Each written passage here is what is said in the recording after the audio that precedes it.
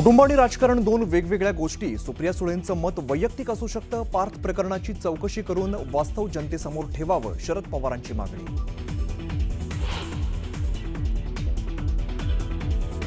काही न करता तुम्हाला फुकटात जमीन कशी मिळाली? पक्ष चोरले, आता शेतकऱ्यांच्या जमिनी चोरतायत. उद्धव ठाकरेंचा अजित पवारांवरती हल्लाबोल.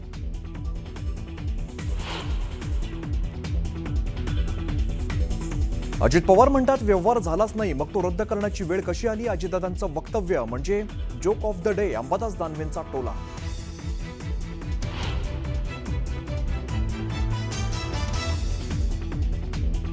ऍक्सिडेंटल मुख्यमंत्र्यांनी बुलेट ट्रेनचं काम थांबवलेलं. फडणवीसांची ठाकरेंवरती टीका.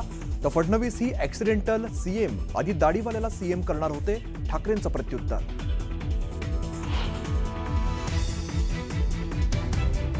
जमीन गैरव्यवहार प्रकरणी पार्थवरती गुन्हा का नाही हे मुख्यमंत्री सांगू शकतील, शरद पवारांचं विधान. तर कंपनीकडून ज्यांनी व्यवहार केला त्यांच्यावरती गुन्हा, मुख्यमंत्र्यांचं उत्तर.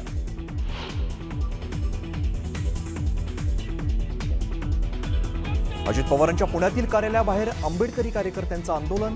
अजित पवारांनी राजीनामा द्यावा आणि पार्थ पवारांवरती अॅट्रॉसिटी अंतर्गत गुन्हा दाखल करण्याची मागणी.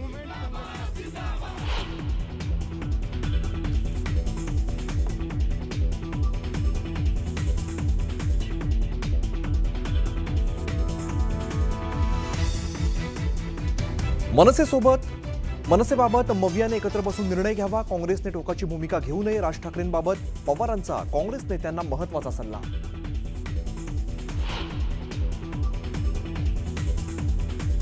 धनंजय मुंडेंचं आव्हान मनोज जरांगेंनी स्वीकारलं. नार्को टेस्टच्या परवानगीसाठी मनोज जरांगेंचा एसपींकडे अर्ज.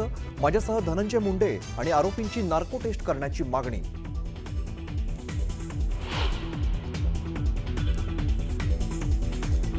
रुपाली ठोंबरे आणि माधवी खंडाळकरने घेतली अजित पवारांची भेट.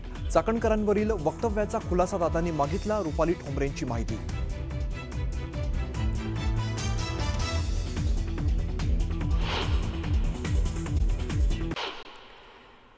कणकवलीमध्ये ठाकरेंची शिवसेना आणि शिंदेंच्या शिवसेनेच्या युतीच्या चर्चांवरती नारायण राणेंनी मोठं वक्तव्य केलंय. दोन्ही शिवसेनेची युती झाली तर रत्नागिरी आणि सिंधुदुर्ग जिल्ह्यात शिंदेंच्या शिवसेनेसोबत संबंध तोडू असं वक्तव्य त्यांनी केलं.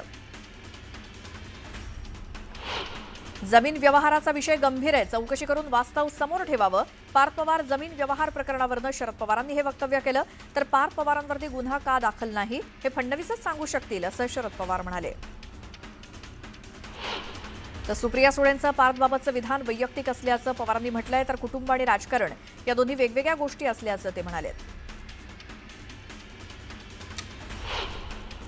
मनसेबाबत सर्वांनी एकत्रित बसून निर्णय घेण्याचं वक्तव्य शरद पवारांनी केलं. मनसेला महाविकास आघाडीमध्ये घेण्याबाबतच्या प्रश्नावरनं त्यांनी हे विधान केलं.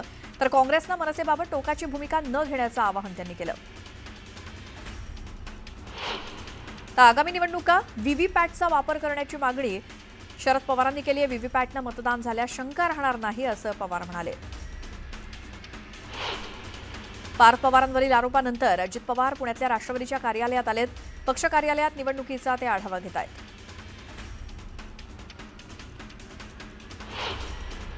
तर माधवी खंडाळकर अजित पवार यांच्या भेटीसाठी गेल्या होत्या. माधवी यांनी रुपाली ठोंबरेंवरती मारहाण केल्याचा आरोप केलाय. ठोंबरेंची तक्रार त्या दादांकडे करणार का याकडे लक्ष लागलं. तर रुपाली चाकणकरांविरोधात विधानं केल्यामुळे रुपाली ठोंबरे पाटलांना पक्षानं नोटीस पाठवली. शिस्तभंगाची कारवाई का करू नये यासाठी 7 दिवसात उत्तर देण्याची नोटीस पाठवण्यात आली आहे. तर उन्मेष पाटील यांनी स्टेट बँकेला 100 कोटींचा गंडा घातलाय. का 100 कोटी रुपये बुडवल्याचा खळबळजनक आरोप गिरीश महाजनांनी केलाय. तर त्याबाबतची वसुली लवकरच सुरू होणार असल्याचं देखील ते म्हणाले. तर उन्मेष पाटलांनी साध्या पंचायत समितीच्या निवडणुकीत सुद्धा उतरून दाखवण्याचं आव्हान महाजनांनी दिलं. मीरा भाईंदरमध्ये प्रताप सरनाईक यांनी 200 कोटींची जागा 3 कोटींमध्ये लाटली असा गंभीर आरोप काँग्रेसचे नेते विजय वडेट्टीवार यांनी प्रताप सरनाईक यांच्यावरती केलाय. हिवाळी अधिवेशन हे येत्या 8 डिसेंबरला सुरू होऊन ते 19 डिसेंबरपर्यंत असण्याची शक्यता आहे. तर विधान भवन सचिवालयाचं कामकाज 28 नोव्हेंबरपासून नागपुरात सुरू होणार आहे. आचारसंहितेमुळे अधिवेशनाच्या दिवसात बदल होण्याची शक्यता आहे. कोल्हापुरात महाविकास आघाडी स्थानिक स्वराज्य संस्था निवडणूक एकत्रित लढणार आहे. शिवसेना विनायक राऊत आणि सतेज पाटलांमध्ये याबाबत बैठक संपन्न झाली, तर स्वाभिमानी शेतकरी संघटनेला देखील सोबत घेण्याचा निर्णय घेण्यात आलाय. आगामी निवडणुकीत बोगस मतदारांना मतदान करू देणार नसल्याचं वक्तव्य विजय वडेट्टीवारांनी केलं, तर दुबार मतदारांना मतदानापासून रोखणार असल्याचं ते म्हणाले. राजकारणातील अल्पसंतुष्ट लोक आणि भटकत्या आत्म्यांचा बंदोबस्त करण्यासाठी लिंबाचे प्रयोग करा, असा अजब सल्ला मंत्री राधाकृष्ण विखे पाटील यांनी दिलाय. 50 वर्ष काँग्रेससोबत राहिलेले प्रकाश पाटील भाजपमध्ये आल्यामुळे त्यांनी हे वक्तव्य केलं. महानगरपालिका निवडणुकीत शक्य तिथे महायुती म्हणून लढणार असल्याचं वक्तव्य जयकुमार रावल यांनी केलं, तर जिथे अडचण असेल तिथे मैत्रीपूर्ण लढणार असल्याचं ते म्हणाले. अण्णा बनसोडे यांची राष्ट्रवादी काँग्रेस पार्टी सोलापूर शहर जिल्हा सहसंपर्क मंत्रीपदी नियुक्ती करण्यात आली आहे. उपमुख्यमंत्री अजित पवार आणि प्रदेशाध्यक्ष सुनील तटकरे यांनी याबाबत आदेश दिले. खासदार संजय राऊत यांच्या प्रकृती स्वास्थ्यासाठी कपालेश्वर महादेव मंदिरात अभिषेक करण्यात आला. ठाकरेंच्या शिवसैनिकांनी महादेवाकडे राऊतांच्या तब्येतीसाठी साकडं घातलंय. शरद पवारांना पुन्हा खासदारकी मिळणं अशक्य असल्याचं वक्तव्य गोपीचंद पडळकर यांनी केलं, तर राज्यसभेवर जाण्यासाठी संख्याबळ लागतं आणि ते संख्याबळ त्यांच्या पक्षाकडे नसल्याचा टोला त्यांनी लगावला. मालेगावचे माजी आमदार आसिफ शेख यांनी वंदे मातरम म्हणणार नाही असं वादग्रस्त विधान केलं. वंदे मातरम या गीताला 150 वर्ष पूर्ण झाल्यामुळे हे गीत सर्वत्र गायलं जात आहे असं असताना आसिफ शेख यांनी केलेल्या वादग्रस्त विधानामुळे वाद निर्माण होण्याची शक्यता आहे. सोलापूरचे पालकमंत्री जयकुमार गोरेंनी माळशिरसमध्ये बोलताना खासदार धैर्यशील मोहिते पाटलांचं नाव न घेता टोला लगावला. काही वेळा डोळ्यात माती टाकून कुस्ती जिंकता येते, पण आता आम्ही तयार आहोत मैदानात उतरण्यासाठी, असं जयकुमार गोरे म्हणाले. बीडचे आमदार संदीप क्षीरसागर यांनी मनोज जरांगेंची भेट घेतली. यावेळी त्यांनी जरांगेंची विचारपूस केली. जरांगेंना जीवे मारण्याचा कट रचल्याप्रकरणात दोघांना पोलीस कोठडीत झाल्यानंतर त्यांनी ही भेट घेतली. धनंजय मुंडेंची खरंच नार्को टेस्ट करण्याची मागणी मराठा क्रांती ठोक मोर्चानं केली आहे. धनंजय मुंडे अजित पवारांना ब्लॅकमेल करत असल्याचा आरोप करण्यात आलाय. सांगलीमध्ये शेतकरी कर्जमाफीसाठी संजय काका पाटील हे स्वाभिमानी शेतकरी संघटनेचे माजी खासदार राजू शेट्टींच्या सोबत मैदानात उतरणार आहेत. अतिवृष्टीमुळे बाधित झालेल्या शेतकऱ्यांची जोपर्यंत कर्जमाफी होत नाही तोपर्यंत कर्ज वसुली करू नये अशी मागणी संजय काका पाटील आणि राजू शेट्टींनी केली. जोपर्यंत एफआरपी जाहीर होत नाही तोपर्यंत सांगली जिल्ह्यातील साखर कारखाने चालू होऊ देणार नाही. ऊस रोखण्याचं आंदोलन आणखी तीव्र केलं जाईल, त्यामुळे पोलिसांनी आमच्या भानगडीत पडू नये असा इशारा राजू शेट्टींनी दिलाय. छत्रपती संभाजीनगर महापालिका निवडणुकीसाठी आरक्षणाची सोडत मंगळवारी 11 नोव्हेंबरला होणार आहे. डॉक्टर बाबासाहेब आंबेडकर मराठवाडा विद्यापीठाच्या नाट्यगृहात प्रशासक जी श्रीकांत यांच्या उपस्थितीत रंगीत तालीम होईल. अहिल्यानगरमध्ये निवडणुकांच्या पार्श्वभूमीवर शहरामध्ये शांतता राखण्यासाठी पोलिसांनी मोहल्ला आणि प्रभाग कमिट्या स्थापन केल्या आहेत. कायदा आणि सुव्यवस्था राखून टिकून राहण्यासाठी पोलिसांनी नियोजन सुरू केलंय.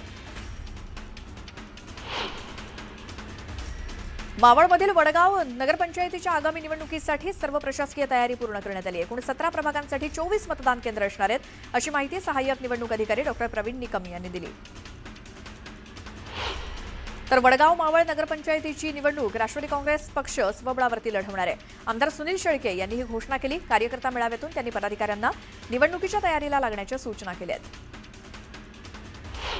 जळगावच्या अमळनेरमध्ये राष्ट्रवादीच्या पदाधिकाऱ्यांचा मेळावा पार पडला. यावेळी आगामी निवडणुकांबाबत चर्चा करण्यात आली. दरम्यान निवडणुकीच्या तयारीबाबत सूचनाही देण्यात आल्या आहेत. मधुमेह आणि रक्तदाब असणाऱ्यांना आता अमेरिकेमध्ये प्रवेश नसणार आहे. रक्तदाब आणि मधुमेहींना व्हिसा ग्रीन कार्ड देऊ नये अशा ट्रम्प यांनी सूचना दिल्या आहेत. आरोग्यावरचा सरकारी खर्च वाढत असल्याचं कारण देत हा निर्णय घेण्यात आलाय. सार्वजनिक ठिकाणांवरनं सर्व भटक्या कुत्र्यांना तातडीनं हटवण्याचे आदेश सर्वोच्च न्यायालयाने दिले. त्यांच्यासाठी उभारलेल्या विशेष निवारा केंद्रांमध्ये बंदिस्त त्यांना करा.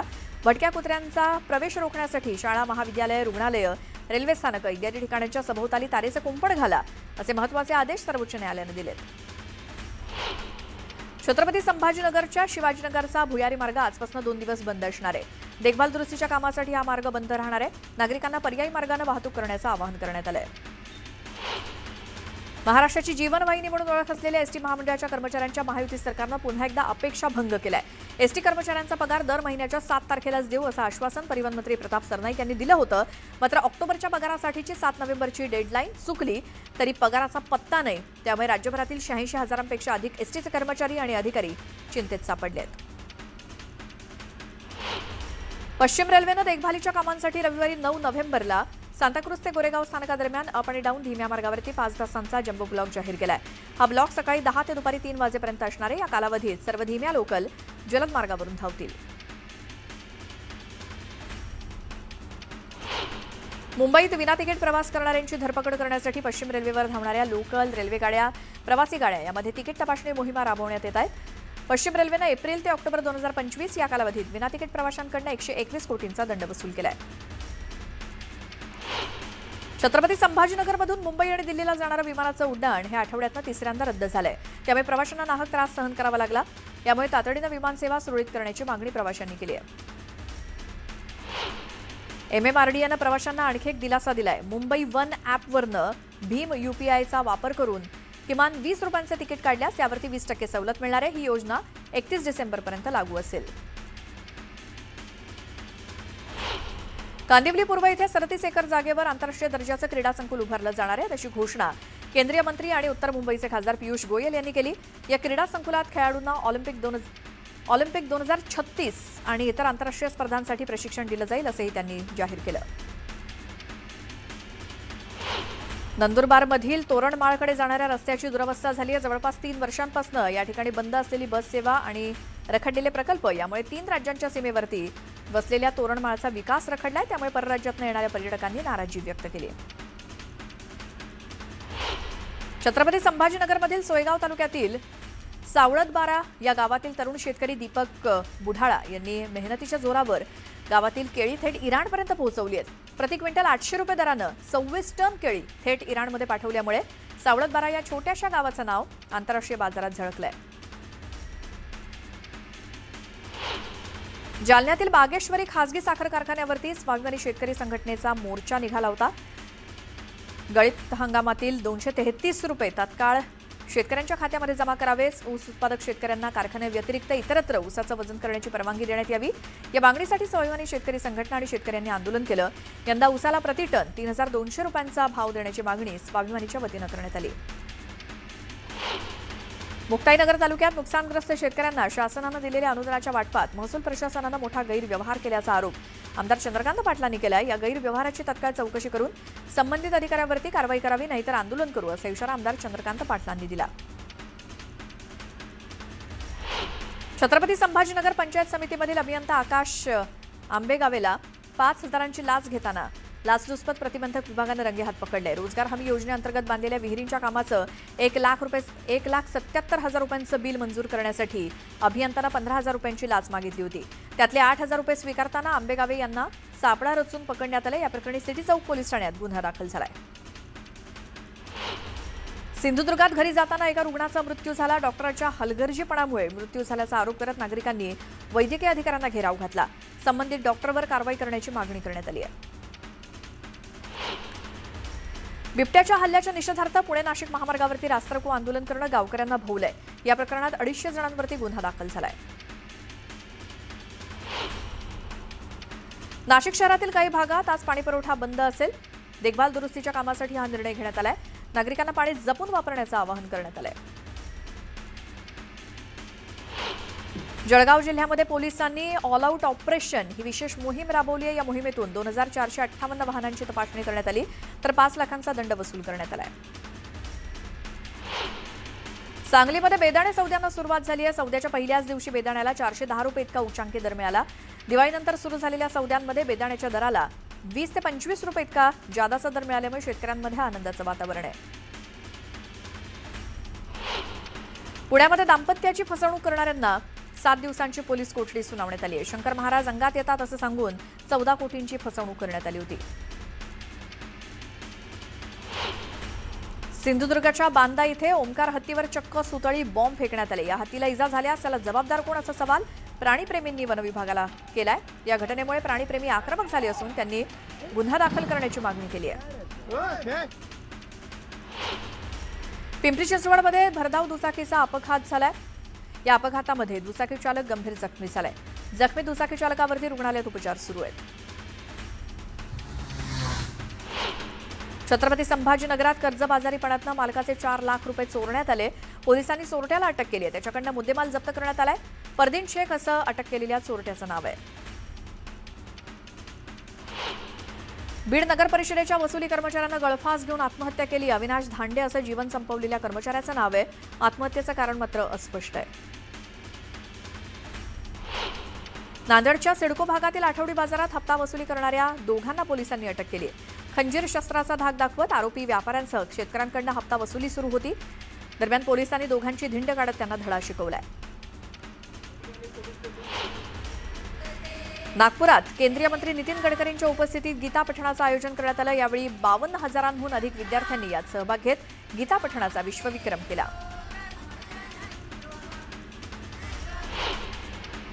पुणे जिल्ह्यातील जुन्नर तालुक्यातील बेल्हे गावात सांस्कृतिक लोककला तमाशा महोत्सवाचं आयोजन करण्यात आलं. मुंबई विद्यापीठाचे लोककला अकादमी विभाग प्रमुख डॉक्टर गणेश चंदन शिवे आणि लावणी सम्राज्ञी मेधा घाडगे यांच्या हस्ते उद्घाटन करण्यात आलं.